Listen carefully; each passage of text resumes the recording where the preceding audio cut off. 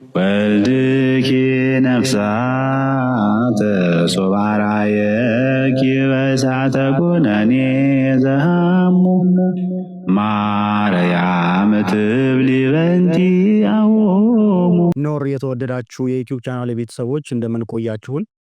በዛሬው ቆይታችን በርካታ አዳዲስ ጉዳዮችን እንመለከታለን። ከዚያም መካከል ዶክተር መስከረም ለቺሳ እጅጉን ወሳኝና አስቸኳይ መልእክቷን በማህበራዊ ሚዲያው ላይ አጋርታለች። ከዛም በተጨማሪ ብፁዕ አቡነ አብርሃም ምን ገጠማቸው ብለን እንጠይቃለን። እሱንም መረጃ ወደ እናንተ እናደርሳለን። አብራችሁን ቆዩ። በርካታ አዳዲስ ጉዳዮችን እንመለከታለን።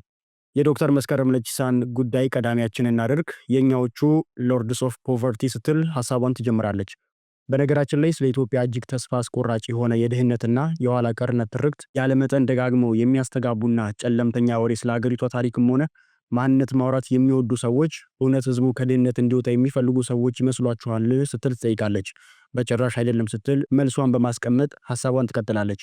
ይልቅዬ በእኔ የረጅም ጊዜ ምልከታና ጥናት እንዲህ አይነቶቹ ችጋራ ማስተሳሰብ ያላቸው ሰዎች ሁለት አይነት ሰዎች ናቸው ስትል ትናገራለች። አንደኛው በሀገሪቱ የተፈጥሮም ሆነ የሰው ሀብት ከማንም በላይ ተጠቃሚ የሆኑና ሌላውንም ተስፋ እያስቆረጡና ተነሳሽነቱን እየገደሉ ብቻቸውን እየተጠቀሙ መቀጠል የሚፈልጉ ስግብግቦች፣ ግፈኞችና ለሌላው ድህነት ምክንያት የሚሆኑ ማፊያዎች ናቸው ስትል ትገልጻለች። በሁለተኛ ደረጃነት የምታስቀምጠው ለሀገሪቱም የተለያየ ምክንያት ምናልባትም በቀደሙ የቤተሰብ የባንዳነት የምንፍቅና ወይም የጥንቆላ ታሪክ ከፍተኛ ቂምና ጥላቻ ያላቸውና የራሳቸውን ማንነት ከሌሎች ሀገራት ጋር በመንፈስ ያቆራኙ ንስሐ የሚባል ነገር የማያውቁና ለኢትዮጵያ ውድቀት በግልጽም በስውርም በበቀልም ስሜት የሚሰሩ ሁለተኛ ቤት ስላለኝ ምንም አልሆነም ባይ የልጅ ከሃዲዎች ናቸው ስትል ትገልጻለች። ሁለቱም አይነት ሰዎች በዘመናዊ የኢትዮጵያ ሴኩላር ተብዬ ፖለቲካ ውስጥ የጎላ ድምፅ አላቸው ስትልም ትናገራለች። ዋና ማጠንጠኛ ወሬያቸውም ድህነትና ኋላ ቀርነት ነው ስትል አጥብቃ ትገልጻለች። ዶክተር መስከረም ለቺሳ ዓለም ከተፈጠረ ጀምሮ በዚች ሀገር ላይ መልካም ነገር ታይቶ የማይታወቅ ያስመስሉታል ስትልም ትገልጻለች። ህዝቡንም በሮሮ ያብሰለስሉታል ስትል ትገልጻለች። በጥፋተኝነት ስሜትም ይወቅቱታል። የሚገርመው ግን ኢትዮጵያውያን ከድህነት ቢወጡ ከማንም በፊት ደማቸው የሚፈላ እነዚህ ሁለቱ ሰዎች መሆናቸው ነው ስትል ትገልጻለች። ጦቢያና ሰንበሌጥ ናቸውም ስትል ታክላለች። ለዚህ ነው ይህችን ሀገር ድህነት ከጎዳት ይልቅ በድህነት ዙሪያ የተፈጠሩ ትርክቶች ያደረሱባት ጉዳይ ይበልጣል የምላችሁ። እግዚአብሔር እውነቱን ይግለጽልን ስትል ዶክተር መስከረም ለቺሳ ጠንከር ያለ ሐሳቧን በማህበራዊ ሚዲያ ላይ ያጋራችሁን ታጠናቅቃለች። እኔም አደራ ብዬ መልእክት ማስተላለፍ የምፈልገው ሃይማኖት ነው። ሃይማኖት ስንል ሲመቸን ከፍ አድርገን የምንናገርለት የምንመሰክርለት፣ ሳይመቸን ደግሞ አይ ጊዜው አይደለም ብለን አንገታችንን ደፍተን አንደበታችንን ለጉመን ዝም የምንልበት አውድ ወይም አደባባይ አይደለም።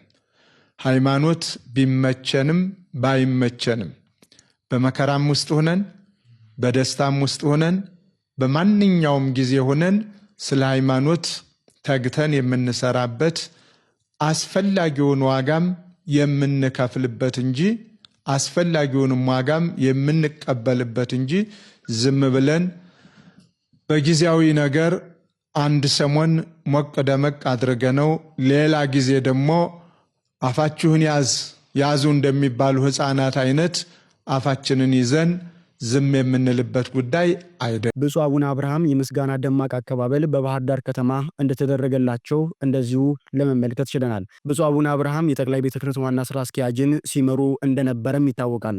ብፁዕ አቡነ ጴጥሮስ ደግሞ የኢትዮጵያ ኦርቶዶክስ ተዋሕዶ ቤተክርስቲያን የቅዱስ ሲኖዶስ ዋና ጸሐፊ ሆነው እንደዚሁ የኢትዮጵያ ኦርቶዶክስ ተዋሕዶ ቤተክርስቲያንን ሲያገለግሉ ለ3 ዓመታት ያክል ቆይተዋል። ታዲያ አገልግሎት ዘመናቸውን ጨርሰው እነሆ አሁን ላይ ወደ ሀገረ ስብከታቸውም ለመመለስ ችለዋል። ብፁዕ አቡነ አብርሃም ወደ ባህር ዳር ከተማ ሲመለሱም በኢትዮጵያ ኦርቶዶክስ ተዋሕዶ ቤተክርስቲያን ስር የሚገኙ የኢትዮጵያ ኦርቶዶክስ ተዋሕዶ ቤተክርስቲያን አማኞች ምዕመናን በባህር ዳር ከተማ ግልብጥ ብለው ወጥተው እኚህን ብፁዕ አባት ላበረከቱት አገልግሎት ለሰጡት ታማኝ አገልጋይነት የሚገባቸውን ክብርና ምስጋናም እንደሰጧቸው ለመመልከት ችለናል። የ3 ዓመት የጠቅላይ ቤተ ክህነት ስራ አስኪያጅነት ታማኝ አገልግሎት አጠናቀው ወደ መንበረ ጵጵስናቸው የተመለሱት ብፁዕ አቡነ አብርሃም ባህር ዳር ከተማ ሲገቡ ማህበረ ካህናትና ምዕመናን ደማቅ አቀባበል እንዳደረጉላቸው ለመመልከት ተችሏል። ይህንንም በርካቶች እናመሰግናለን እያሉ ገልጸውላቸዋል። በዚህ አቀባበላችሁ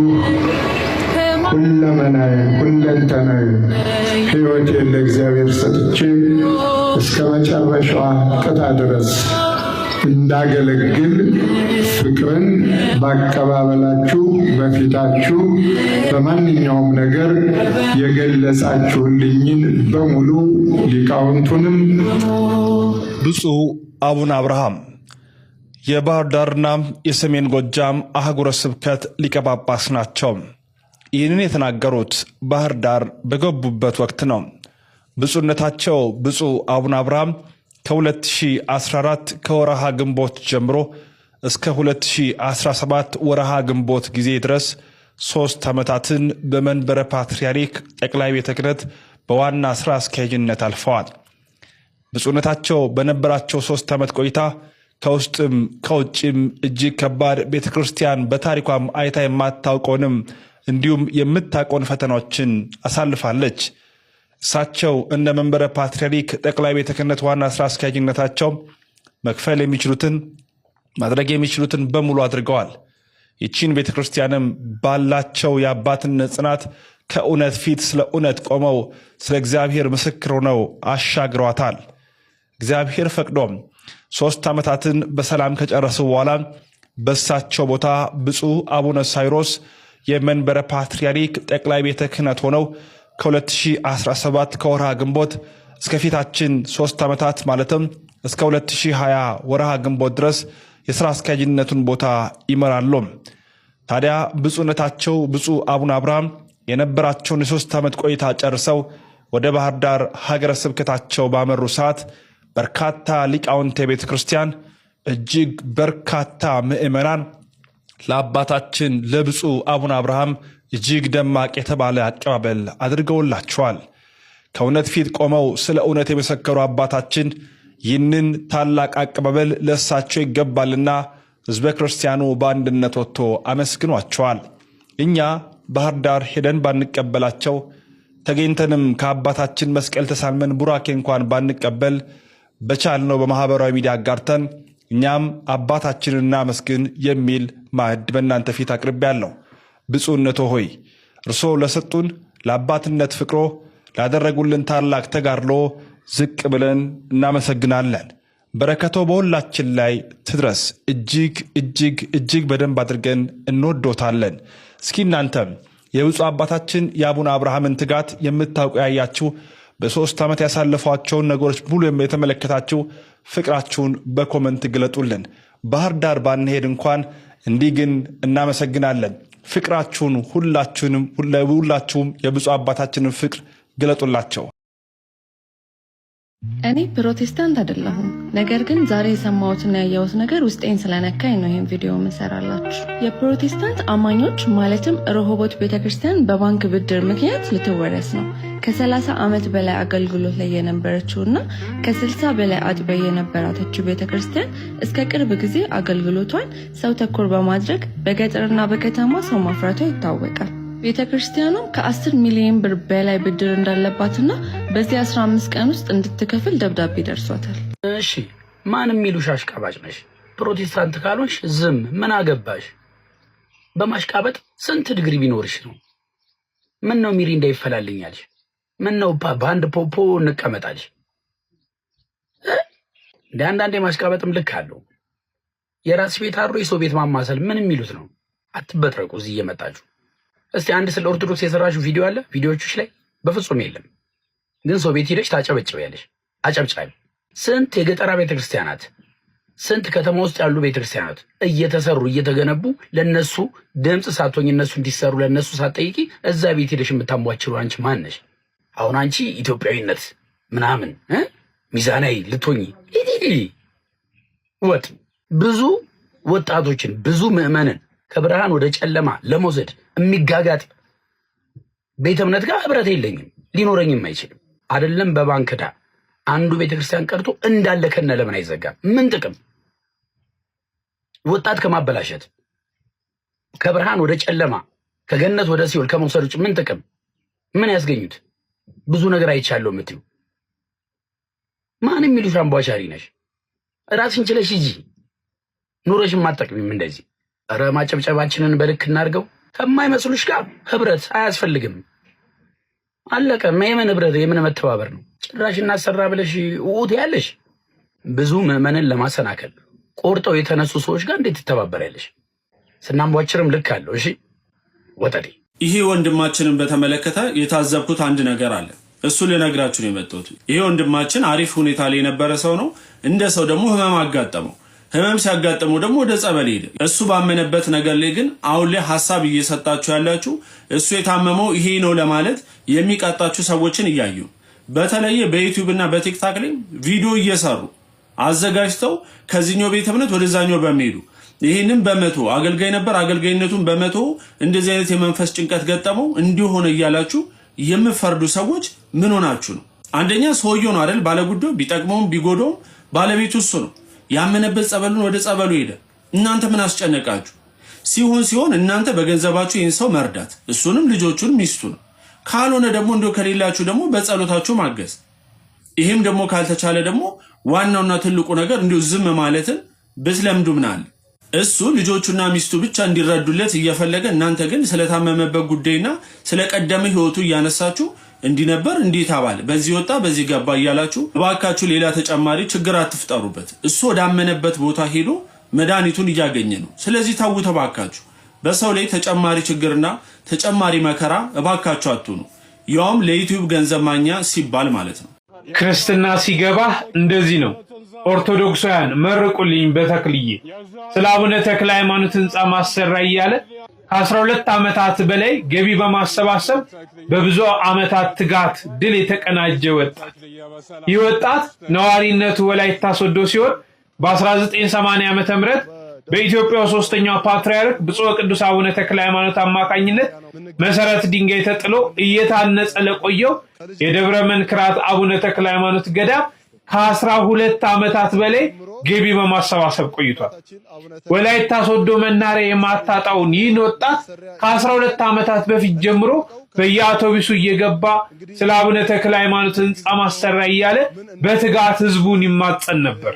የዛሬው የአቡነ ተክለ ሃይማኖት ህንጻ ማሰሪያ ህዝቡም ሳያሳፍረው ካለው ለህንጻ መቅደሱ ማሰሪያ ይሰጧል። እሱም በሰላም ግቡ፣ እግዚአብሔር ይስጥልኝ፣ ተክልዬ ይስጥልኝ፣ በሰላም ግቡ በማለት ይመርቃል፣ ይወርዳል። እግዚአብሔር ጠንካራና ብርቱ ልብ ያለው ልጅ በትጋት አቆይቶ ለህንጻ መቅደሱ ምረቃ አድርሶታል። እድሜ ጤና ይስጥ፣ እንኳን ደስ ያለ እያላችሁ ኦርቶዶክሳውያን መርቁልኝ እባካችሁ። የሶስተኛው ቅዱስ ፓትርያርክ በዓት የነበረው በወላይታ ሶዶ የሚገኘው የደብረ መንክራት አቡነ ተክለ ሃይማኖት ገዳም ከ37 ዓመት ልፋትና ከዚህ ልጅ ከ12 ዓመታት ድካም በኋላ ግዙፉ ህንጻ ቤተ መቅደስ ግንቦት 24 2017 ዓ.ም በታላቅ ድምቀት ይመረቃል።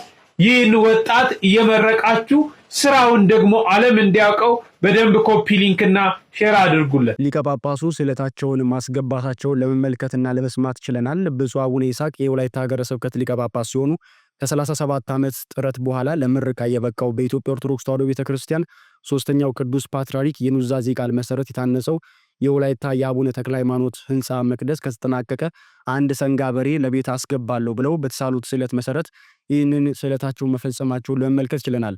ሃይማኖተኛ አገልጋይና እረኛ መመልከት ብርቅ ሲሆንብን ብዙም ክብደት የማይሰጣቸው ልክ እንደነዚህ አይነት መረጃዎችንና ዜናዎችን መደበኛ ሃይማኖታዊ ክንውኖችን እንዲህ ብርቅ ሆኖብን በናፍቆት እንገልጣለን እንናገራለን። እነሆ ስለታቸው ሰምሮ ግንቦት 24 ቀን 2017 ዓ.ም ለተመረቀው የጻድቁ አቡነ ተክለ ሃይማኖት ገዳም የምረቃ ኮሚቴ ሰንጋ በሬ ገዝተው ስለታቸውን ማስገባታቸውን ለመመልከት ችለናል።